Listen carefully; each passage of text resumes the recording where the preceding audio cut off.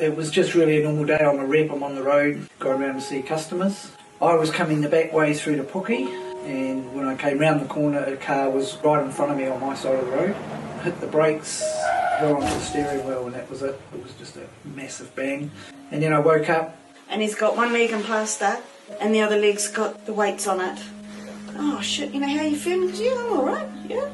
Then the nurses come in and we've got to take him up to surgery. We'll know more from them. It was surgery after surgery, like each day.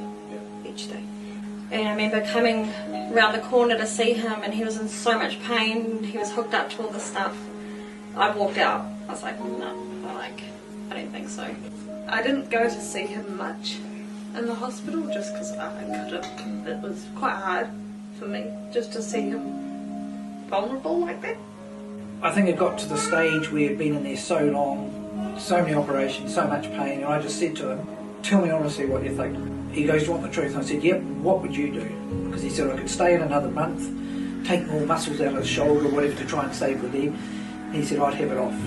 He goes, it's fine. If he wasn't as stubborn as he was, he wouldn't have got through what he did.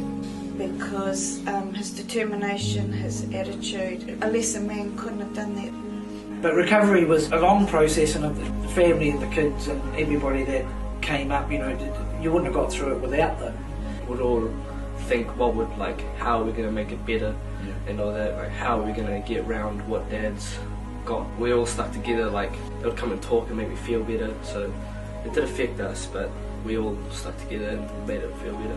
When something like that happens, if you can get anything positive out of it, it reinforces how much someone like that means to you, but it reminds you how much you value someone like that. He means a lot to me. He's made my mum happy. He loves her. He's done a lot for me, you know.